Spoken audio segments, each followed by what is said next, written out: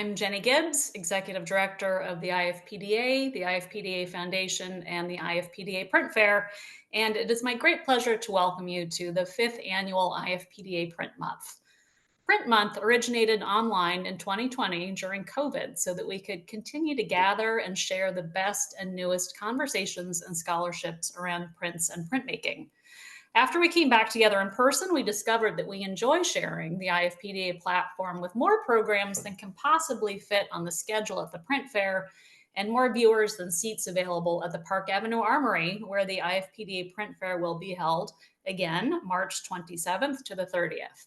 And so here we are with a month of webinars on Tuesdays and Thursdays at noon Eastern. We also have several in-person events in New York this month, so if you haven't already, have a look at the calendar on ifpda.org. We're opening Print Month with The View from the Water's Edge, Early Modern Dutch Landscape at the Baltimore Museum of Art with Dr. Lara Yeager-Crasselt. First, I'd like to thank our friend Andali Banta, Senior Curator and Department Head of Prints, Drawings, and Photographs at the Baltimore Museum of Art, for introducing us to Dr. Yeager-Crasselt.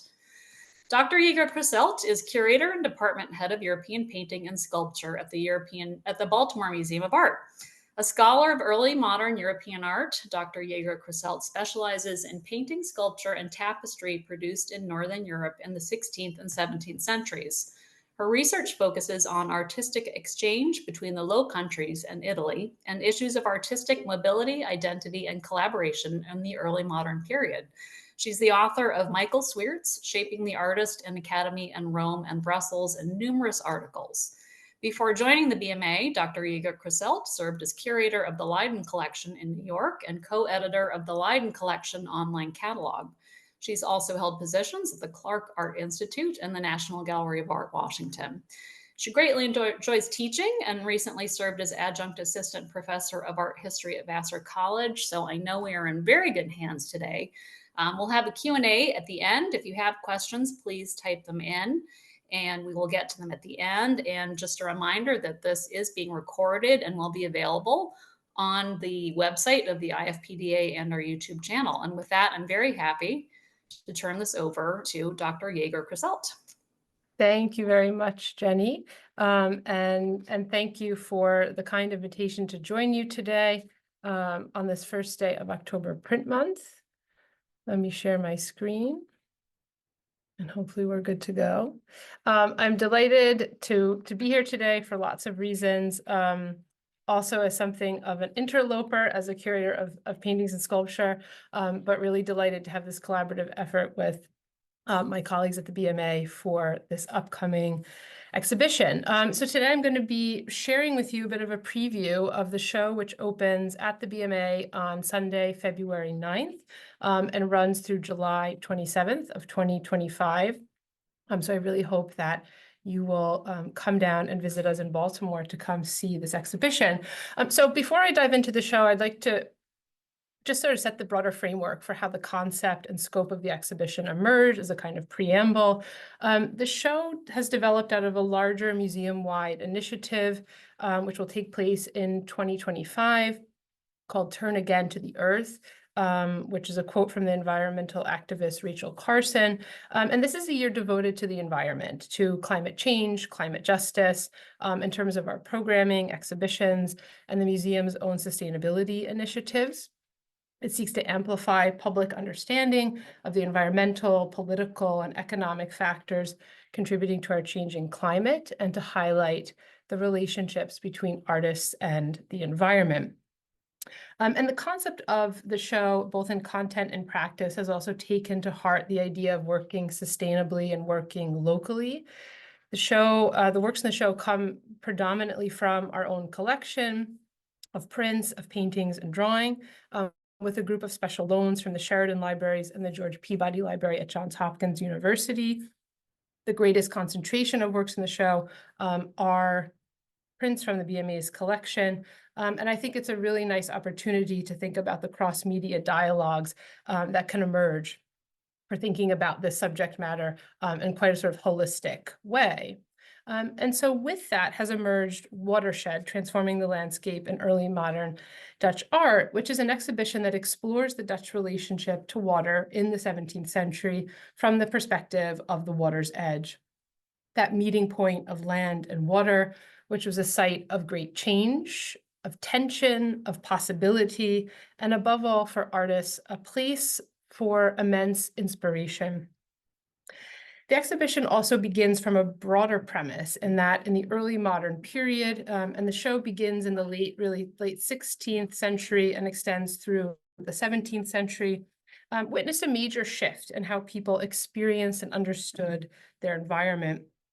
And nowhere was this more immediate than in the northern provinces of the Low Countries, a region, the present-day Netherlands, which is largely situated at or below sea level.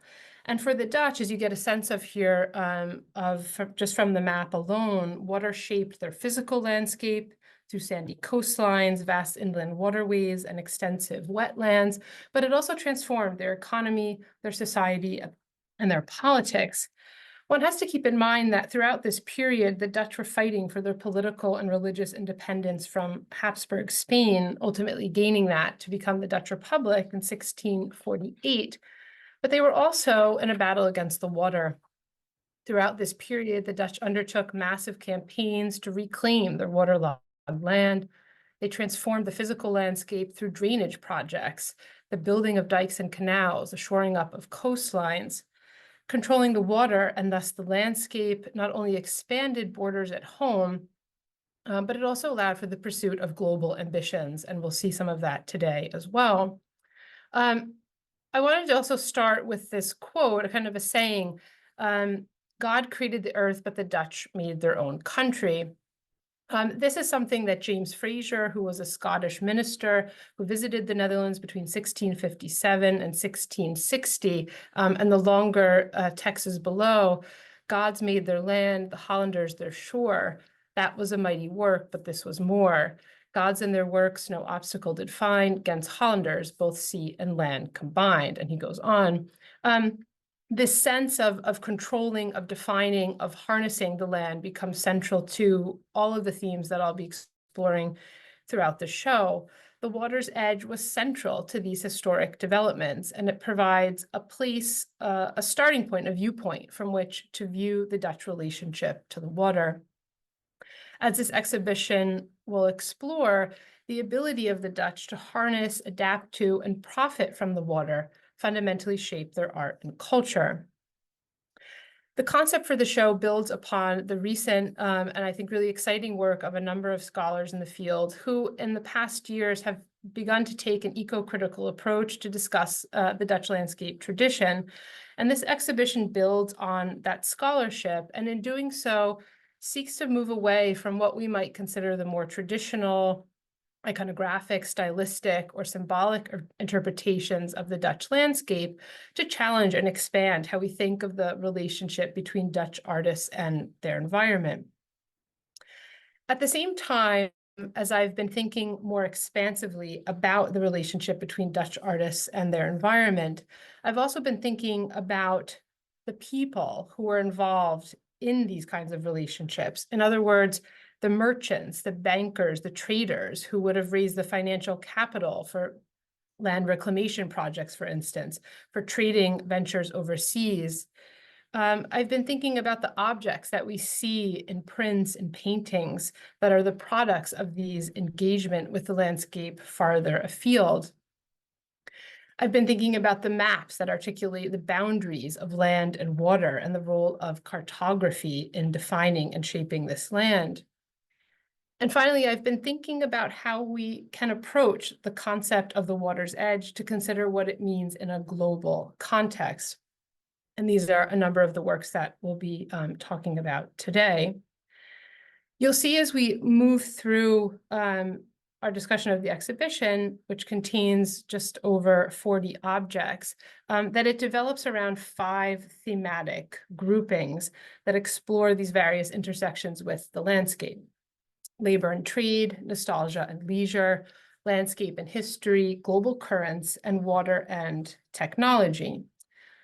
And I show you here the Blau map from 1664, just giving you the sense in relation to the modern map, the contemporary map that we saw a few minutes ago, of how, in fact, this relationship between land and water was very much in flux. Before we get into these different thematic groupings, I'd like to look closely with you at one of the works in the exhibition, both to introduce you to some of the broader themes and takeaways of the show, but also to bring you into the landscape together. And so I begin with Rembrandt's view of Amsterdam from the Kaadijk that you see here. Executed in 1641, this is one of Rembrandt's earliest landscape etchings, and it belongs to a moment in the early 1640s when the artist took long walks outside of Amsterdam into the countryside. He would translate this experience into a series of 26 etchings, some of which we'll see here in the show. Rembrandt experienced the dike pass, the views of the wetlands, the newly created polders, or these fertile areas of reclaimed land, all newly organized in transition.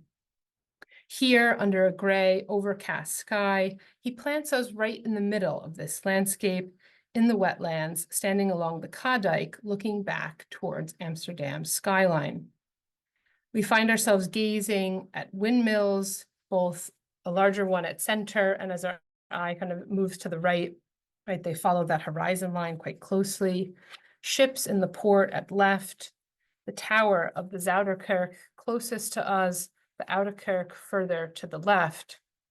Warehouses belonging to the Dutch East India Company dot the low horizon line, with various other buildings between them. Figures also make their way across the landscape on well-worn paths to cross this watery land.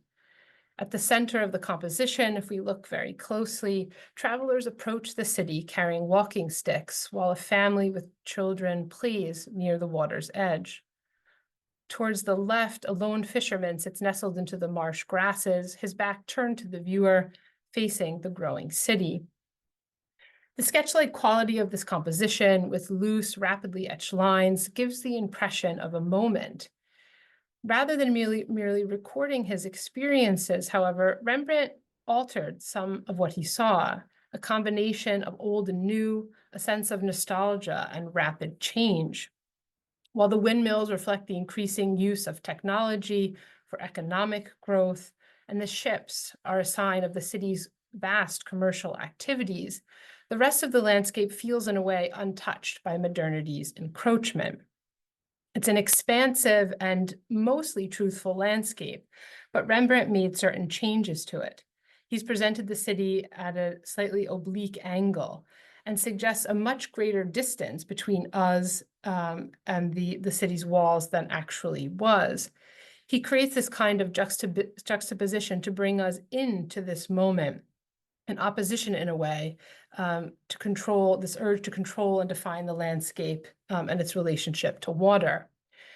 If we look at this, keeping this in mind, with a map from Blau's Atlas, which was published in 1664, and in fact, this map was first published by Klaas Jans Visser, who we'll meet again first in 1623, a bird's eye view over the city, we get a different sense. And if you can follow my cursor here towards the left, this is the Kaadijk. So this is actually where Rembrandt would have been walking out of the city gates at this angle. And so we're quite close to the city walls at this point, not quite the distance that we see in the earlier etching.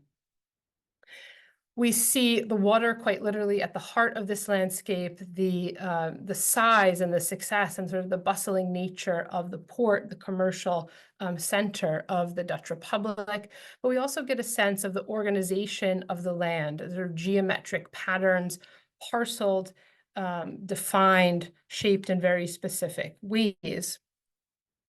This is the moment when Rembrandt goes out into the landscape to experience it, to walk it, and he puts us squarely in that similar position. He's done so with great sensitivity, but also there's an underlying sense of ambivalence of all of the changes that are taking place and his relationship as an artist to it. When we consider that this print was made at a moment when the Dutch were fighting from their independence from Spain, right? And in fact, shortly, only a few years later in 1648, the territory would formally become the Dutch Republic, Rembrandt's image takes on a new kind of urgency. So with that and those ideas in mind of what that confrontation or that relationship between land and water, the artist's position at that meeting point between them, we will dive into the first section of the exhibition, which is labor and trade. And for that, we take a step back in time, moving back to the late 16th century to think about earlier iterations of the landscape and artists' relationship to them. So the section will commence with 4 engravings from a larger series of prints, 47 in total, of hunting and fishing scenes, which were published in Antwerp in 1582 in the workshop of Philips Gall, engraved by Adrian Collart after designs by Hans Boll. These prints come out of a tradition of the months or the seasons or the cyclical nature of life. They're more schematic in composition and style than the highly naturalistic landscapes that we're used to seeing later in the 17th century. These are expansive landscapes with high horizon lines. We see different types of fishing, fishing with fishing lines, fishing with nets, and then below the whale hunt, which was still really a nascent industry in the late 16th century, and fishing for tuna at lower right. Such images played an important role in establishing the primacy of water as a motif, as well as fishing as the economic backbone of the Netherlands. While the Dutch derived a great deal of their wealth and their status as being a global maritime power, they also profited from industries and trade closer to home, like fishing, whaling, agriculture, and the grain trade, for example, in the Baltic Sea, were mainstays of the Dutch economy. In fishing for tuna, for instance, the focus rests here in a really interesting way on the sort of stages of labor, kind of moving from left to right across the composition. We see the catching, the preparing, the storing, and even carrying that tuna, presumably to market, at right towards the cityscape in the background. The emphasis here is quite unusual, and the heaving and the pulling, the labor associated with the men at work, but how important something like tuna and fishing was to the Low Countries. Each composition in this series symbolically frames the water as this economic backbone or heart of the Netherlands, but there's also an inextricable link here between the labor associated with it. Some of these ideas are reinforced in another series, print series by the Flemish artist Albert Vlammen, who was working in Paris in this period, and details the different types of saltwater fish in the foreground. This is a selection which will be in the show, the title page at upper left. But I love the sort of juxtaposition of these large kind of portraits of the fish in the foreground with activities of shipping, working on the coastline at lower right with the image of the sardines. These are sort of active images, still lives in a way, juxtaposed with the landscape. Artists depicted many of these activities in prints, drawings, and paintings, yet very rarely do we see the strenuous physical labor associated with them. Beyond scenes of fishing, we also rarely see those tasks which transform the face of the landscape, such as the digging of canals, the creation then of polders. But what artists depicted or omitted was often equally as significant as what they did not, demonstrating the selective naturalism and artistic imagination that would shape such subject matter. By the turn of the 17th century, Dutch artists moved away from the stylized depictions of the landscape to more naturalistic renderings of the world around them. This is Klaas-Jans Visser's drawing of rustic buildings beside a river, which represents this new interest in observation, the kind of quiet labor of the local Dutch landscape. Visser serves in many ways as a precedent or predecessor to Rembrandt's etching, which started this talk, of the idea of going out, going for walks, and experiencing the local landscapes. Vischer would go on to produce a series of local landscape prints, as well as drawings of the countryside. While full of immediacy, Vischer's image also privileges a certain selective naturalism, creating a world in which the Dutch embody productivity and peace. And as our eye kind of slowly follows the gentle curve of the riverbank in this town, we see very little going on. And I'm always struck by the fact that, imagining this is a busy morning, how few boats and people there are that inhabit this landscape. We have a sense of the cluster of buildings at left, the church steeple rising to the top of the drawing, but we have a sense of air, of atmosphere, as the leaves are blowing through, the wind is blowing through the leaves and the trees. Coming back to Rembrandt, his view of Diemerdijk, Rembrandt takes the viewer also into the countryside, right, out into that local landscape. But now we've moved farther away from the city, where we see at right a milkman, a reflection of sort of the labor of agriculture, of farming, the importance of dairy farming, of milk, butter, and cheese. He's carrying his buckets along the dike, likely heading to market. We see ships etched very lightly in the distance on the horizon. He has an energetic dog running beside him.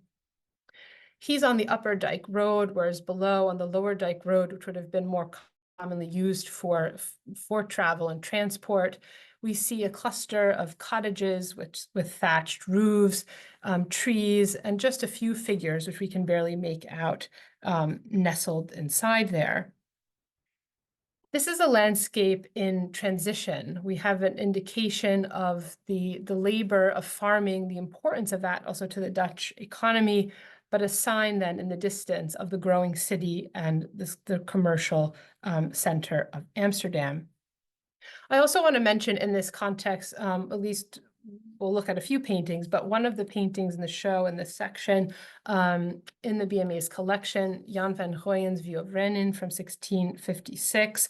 And these kinds of themes and motifs reappear in paintings from this period as well. This is a work executed really at the height of the Dutch landscape tradition, and we're positioned across the River Rhine, looking at the medieval walled city of Renin. Economic activity dots the city's unusually quiet waters, the labor and activity tied to the river depicted before us, from the fishing boats at lower right, the cows resting along the riverbank, and the city's harbor at the distance. We also see the ferry boat at left transporting passengers across social classes, and this became really an essential mode of transportation in this period. From the images that prints we saw earlier, the images with a much higher horizon line, we see here that the horizon line is shifted lower in the composition. Sky is given over to much of this painting, altering our view on the water. But like Vischer, in a way, as we saw earlier, Van Goyen is interested in light, in atmosphere, and in this case, even using some of the wood grain panel to really give a sense of the reflection and movement of the water. The next section, Nostalgia and Leisure, explores the landscape and water as a site of recreation, of walking, ice skating, play, but also alongside a kind of longing for the past, right? We can look back to Rembrandt's view of Amsterdam, but in the other etchings that we see here, these are also taken from that moment in the 1640s when Rembrandt was experiencing the countryside. The sketch-like quality of Six's Bridge at left, for example, with its loose, rapidly etched lines, gives the impression of a fleeting moment captured by the artist. Rembrandt depicted the leisure of an afternoon walk. Two figures stop to pause on the bridge, leaning against it, deep in conversation. A small sailboat is docked near the foreground, while two trees and grass-like vegetation extend across this wetland. These prints give a sense of the impression of discovery, of time's passing, of a certain longing for change before change came to the landscape. There was also, as many of us know, a great interest in winter scenes. While people took long walks to experience the countryside, it also became very much guided by the fact there were cold winters and lots of ice. In winter, things like ice skating, golf, a game similar to golf but played on the ice, and sledding would take place on the frozen canals. Such images belong to a period known as the Little Ice Age, a moment of climactic cooling, which in its coldest period really stretched from the 1560s to the turn of the 18th century, which resulted in frigid winters and more frozen bodies of water. And the Dutch learned to adapt to these circumstances in the various aspects of their daily lives. This print, after Herman Saffleben, shows this interesting juxtaposition of, again, the sort of labor taking place of cutting down the wood in the foreground for fire, for warmth, but this playfulness on the ice behind him of the figures playing a game of golf. We're probably familiar with the work of Hendrik Overkamp, his wonderful winter scenes, and the work at left in the BMA is a print after his drawing by Cornelius Ploos van Amstel, and then the original drawing, which is in the Tyler's Museum in Haarlem. Here we have a group of elegantly dressed men and women standing near the edge of this frozen canal. Several figures are watching the flurry of activity on the ice taking place around them, skaters, a man pushing two children, and a sled, whereas the woman dressed in yellow in the foreground and wearing this black mask to protect herself from the cold looks directly out at the viewer. These are some of the most popular activities that would have taken place on the ice in this period, but it also is a way to think about this joining of different social classes, which were all faced with dealing with the cold. Overkamp's scenes include sensitively rendered elements and details drawn from life, but it's important to keep in mind that these are imagined creations that reflect his Dutch interest in daily winter activities. So from nostalgia and leisure, we have another section of the show, and these will be displayed in cases in the center as a way of sort of revolving around this core tradition of landscape and history. And these prints engage with precedents to the naturalistic landscape tradition and its use as a background for, rather than as an independent subject in and of itself, for historical and biblical stories. And as a reminder, right, of the importance of that precedent for Dutch landscape. So these two prints by Magdalena van de Passe, who was a successful woman printmaker from Utrecht, exemplified this kind of earlier tradition and its continuation into the mid-17th century. She produced this series, Landscapes from the History of Elijah, in the mid-1630s after designs by Adam Willaerts. Published within the workshop of her father, Crispin van de Passe the Elder. Both of these landscapes are imagined, right? Showing a panoramic viewpoint over rocky coastlines. These are very much un-Dutch landscapes with these enormous rock formations, compositions set at an angle to really draw us into the landscape. In each, the prophet Elijah occupies the foreground, and we have this great expanse that opens up before us. While it's a stormy sea at left, very curiously at right, she's positioned the scene and Elijah just standing in the foreground, featuring a contemporary scene of 17th century Dutch ships and the highly profitable industry of whaling, which flourished in the 17th century as the Dutch took advantage of their maritime strength to exploit these resources in increasingly large numbers well into the 17th century. So as these prints form a reminder of that earlier tradition, I also wanted to draw viewers' attention to really historic quality of what could happen in the landscape. This is a small pamphlet, which is on loan from the Peabody Library at Johns Hopkins, which recounts a devastating flood that took place across the Low Countries in 1682, which resulted in great destruction and also the deaths of many people. But this kind of, and published then in London, shows the effects, the natural disasters that emerge from severe weather and a precarious landscape. And of course, the low-lying landscape of the Netherlands made it particularly vulnerable to flooding. But this is something that we so rarely see in imagery from this period, but this sense of the important historical underpinnings of how real people experienced the landscape.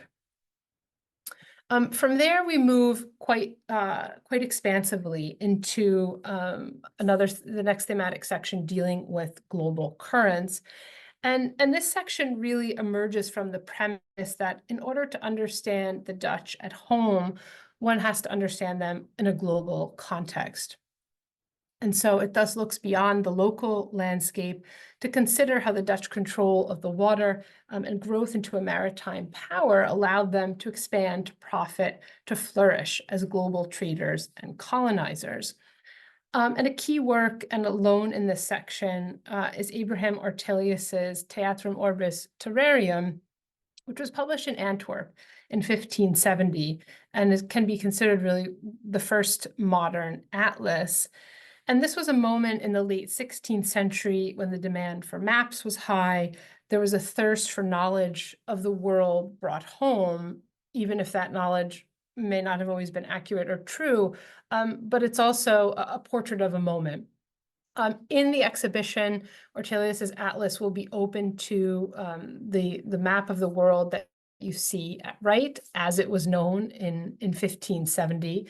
And this also gives the sense that as the local landscape itself was in transformation in so many ways, so too was Europeans' knowledge of the world.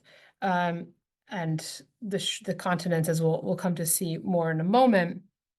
But I also wanted to show you the title page of Ortelius's work at left, which provides precedence to images that I'll return to in a few moments, which is to say allegorical figures or personifications, female figures as personifications of the continents. As they were known at that time. In this case, Europe enthroned sits above at the top of the page, with Asia to the left, Africa to the right, America below, and a sort of half figure, a reference to the sort of mass of the somewhat half-discovered continent or landmass in the southern hemisphere. Maps emphasize the important role of cartography in laying claim to the landscape. But beyond their engagement with their own land, the Dutch used their command over the water to also grow into a maritime power. They flourished in the trade of commodities such as spices, sugar, coffee, and tea, and textiles, building a commercial empire that stretched from Asia to the Americas. And with this came not only wealth and knowledge, but also violence, imperialism, and the trade of enslaved peoples. And this thematic section, as it opens with Ortelius, is also framed by some of the works you see here, particularly these two portraits from the BMA's collection, Nicholas Piquenoy's Portrait of a Man from 1626, and Frans Hals's portrait of Dorothea Berk. The portrait and also still lives, which I'll return to in just a moment. The idea here really to give a face to the people, the wealth that fueled the Dutch economy and both efforts at home and abroad. Piquenoy, who was Rembrandt's predecessor as a portraitist in Amsterdam in the earlier part of the 17th century, depicts an unidentified figure standing quite proudly beside a table, his hat beside him. But also there's a notable inclusion of a print of a ship in the foreground. Now we haven't sort of have that print in the show, but something comparable. A work again by Ploes van Amstel here after Willem van de Velde of ships in a port to really draw on that strong connection that this is likely to be identified as a merchant. The growth of the Dutch economy in the early decades of the 17th century created a burgeoning upper middle class composed mainly of merchants. The wealth behind such figures often provided the capital for these large land reclamation projects, but also, of course, those exploits further afield, demonstrating the closely intertwined links between Dutch efforts at home and abroad.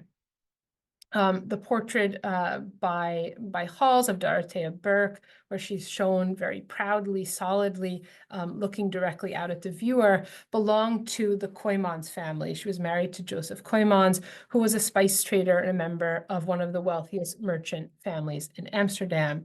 So really bringing a sense of the personalities in the portraits of people who were instrumental in the larger kind of mechanics of this moment.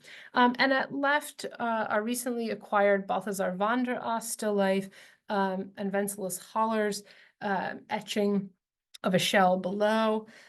Seashells from the Indian Ocean, the Pacific Ocean, and the Caribbean Sea line the foreground of this still life by van der Ast and really demonstrate the movement through these global networks. Here we also see the shells juxtaposed with carnations, a rose, a tulip, originally from Central Asia, insects, kind of hovering seemingly hovering over this stone tabletop. Van der Ast himself, who was born in Middelburg, would have been familiar with the activities of the Dutch East India Company, which had been founded in 1602, which transported both commodities and enslaved people throughout Africa and Asia. And this is a way in which also the seashells would have been found, sought after found by local indigenous communities and then put on ships and sent back to Amsterdam. So in addition to portraits and still lifes, another important context and essential for sort of thinking through these ideas are also a series of prints which emerged in the late 16th century representing personifications of known at the time of the four continents, Africa, Asia, Europe, and America. And these owe much to Ortelius's, the figures that appear on Ortelius's title page from a decade or so earlier. And in these first set of images, which will be prints in the show by Johann Sadler after Dirk Barents from 1581, each continent is represented by a female figure in the foreground of a more expansive landscape. Each woman or figure is associated with an attribute or an emblematic weapon, and whether clothed or nude is presented in a relatively idealized manner. I just want to draw your attention in particular to the image at upper right of America, as we'll see two more examples in a moment. Here conceived as Brazil, depicting a golden age of peace and prosperity for European audiences. This is a kind of idyllic landscape, water in the background, mountains, and so forth, where there's no violence, which changes quite quickly in other examples. These prints had an enormous impact on shaping European ideas about other cultures, often resulting in negative or stereotyped images that still kind of continue to persist or resonate today. And one should keep in mind, too, that many of these Dutch artists imagined these places and these people without ever having traveled across the oceans themselves. Other examples at left, Adrian Collard after Martin de Vos, America, again forming part of a larger series of the four continents. But here now, these fraught depictions really capitalize on the European imagination and a fascination for narratives of discovery, which often then are filled with violence and pitting peoples against one another. Here, the nearly nude figure of America is depicted in a kind of warlike fashion. She's riding a large armadillo-like creature, and there are warring factions behind her, and a scene of cannibalism at left. Theodor Gall, this is after Jan van der Straat's image of part of his Nova Reperta, New Discoveries, New Inventions of Modern Time. This was executed in the 1580s, and this is a later impression, which is published in the 17th century here at the BMA. This is like quite literally on the meeting, the shoreline of America, of Amerigo Vespucci, the Italian explorer, who's just come off his ship left onto the shore to encounter this woman who's been sleeping, like this figure personification of America, who's been sleeping on a hammock, carrying a mariner's astrolabe and a staff with a crucifix and a banner of the Southern Cross. Vespucci encounters this, like, quote unquote, new world. Animals, including an anteater in the foreground, roam the landscape, while again, another scene of cannibalism takes place in the background. Such images furthered narratives around European conquest and power. And just to put van der Straat's image in a bit further context, this was one of a much larger group of modern inventions and technologies. There was a print here also representing the technology of the windmill, to give you a sense of how really wide-ranging this series was. Although Vespucci undertook his voyages on behalf of Spain and Portugal around the turn of the 16th century, the popularity of this print series certainly resonated with the activities of the Dutch in the 17th century. And now, to conclude in a way, the final section again takes us pushes us in another direction, thinking about water and technology. And in this case, these works explore the inventions and advances that control, that harnessing of the water brought the Dutch.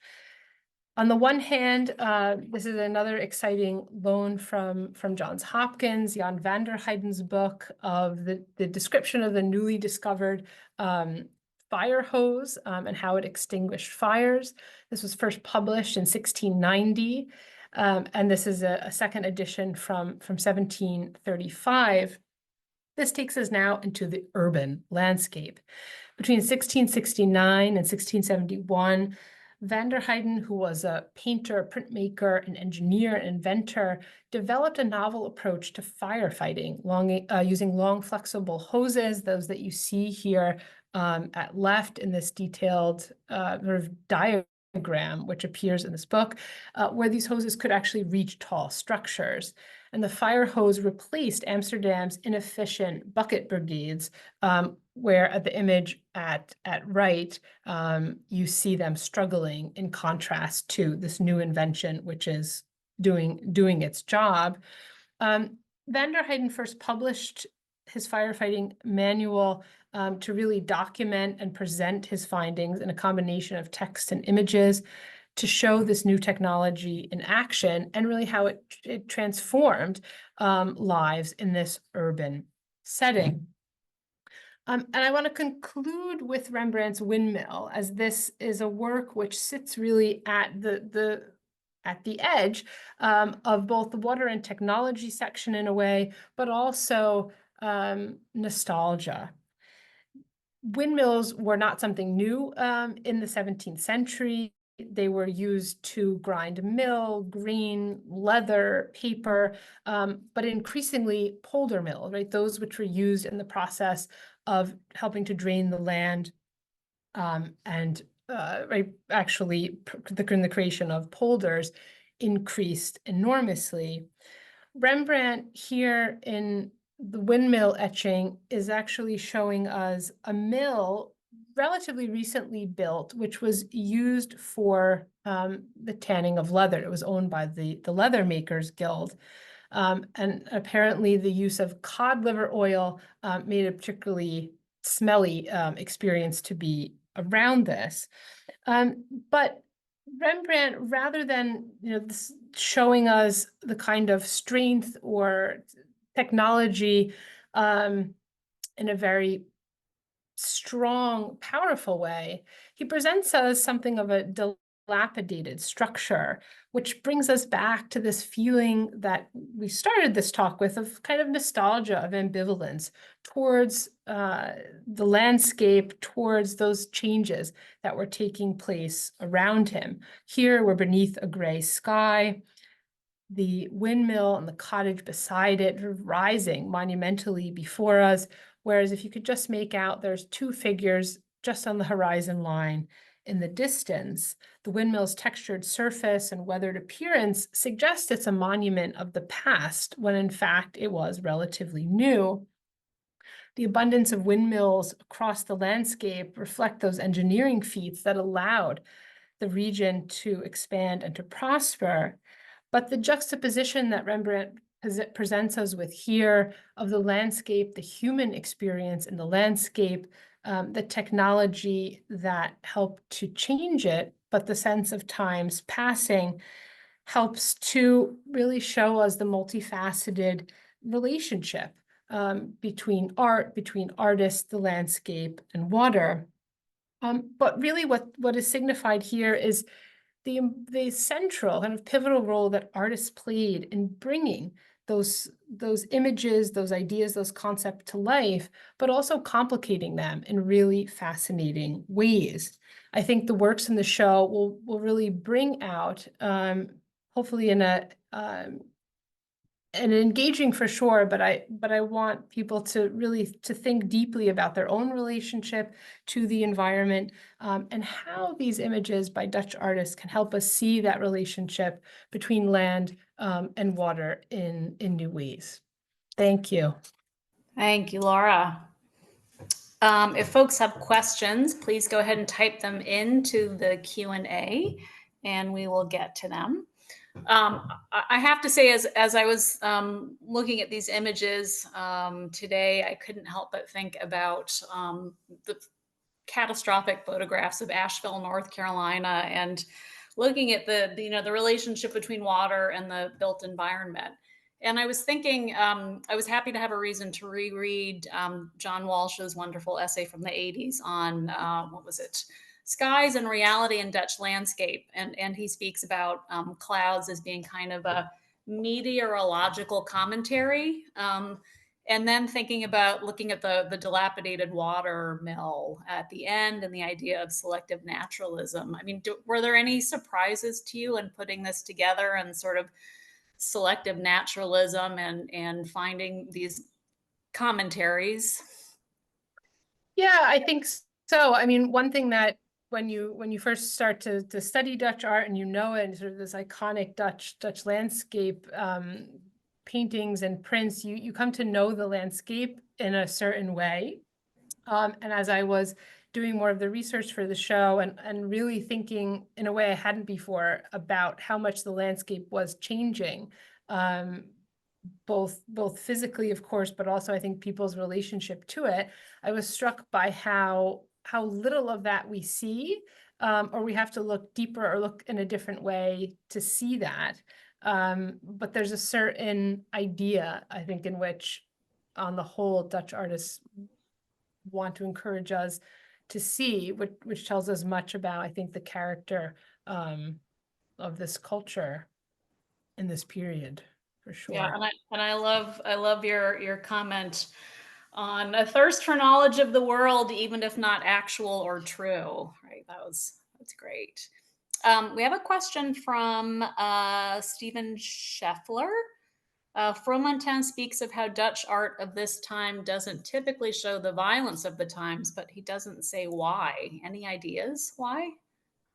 Yeah, I've been thinking a lot about that, and I don't know if I have the answer, but I think there's an idea that what maybe audiences or collectors wanted to see, but what interested artists. I think there are many things in our own daily lives which we maybe don't notice in the same ways, or we don't want to even elevate to that level of observation. And it's something, yeah, it's something that we really don't see, the violence, but also the physical labor. I mean, there are certain exceptions to that, of course, but on the whole, We also rarely see very stormy, even sort of violent weather. There are some really wonderful exceptions to that, but I think that's in a way why it was I really wanted to include this pamphlet recounting the flooding from 1682 as a reminder of, even if we don't see that other side of imagery in this period, that it was happening. There were these instances of violence in kind of all of those various ways. But yeah, it's a great question, and something I hope people will continue to think more about. Thank you.